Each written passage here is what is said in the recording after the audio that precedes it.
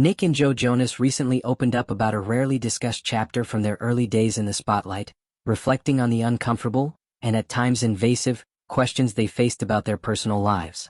Appearing on the July 24th episode of Penn Badgley's Podcrushed podcast, the brothers shared candid memories of what it was like growing up famous while trying to hold on to private parts of themselves. One topic that followed them relentlessly was their decision to wear purity rings, simple metal bands that symbolized a choice to wait until marriage before becoming intimate. At the time, the Jonas Brothers were catapulted to massive fame seemingly overnight, and the rings became an unexpected focal point in the media. What should have been a private commitment turned into headline fodder, with journalists repeatedly pressing the brothers, then teenagers, about their sex lives.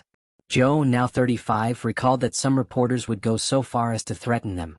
If the brothers refused to answer, the journalists hinted they'd spin it into an even more sensational story, accusing them of being part of a cult.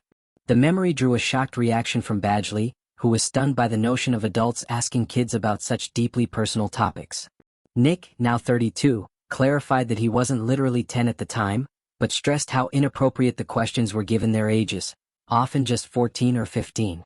"The industry has come far," Nick observed, reflecting on how public conversations around fame, privacy, and young stars have evolved.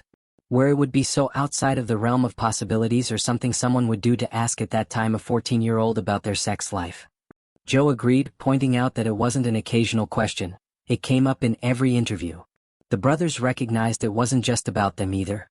It was a whole class of young people coming up, Nick added, referencing how other young artists of that era faced similar scrutiny. At the heart of it, the purity rings had started innocently. Joe explained they were part of a trend in their church community. Many kids around age 10 or 11 were making similar commitments.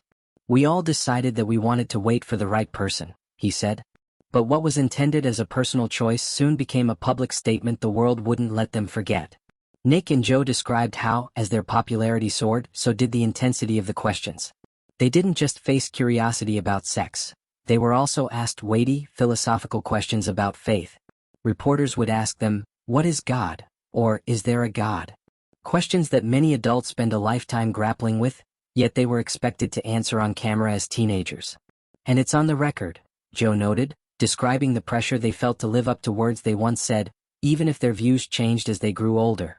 "You gotta do it forever," he said, explaining how those moments trapped them in a box of public expectation.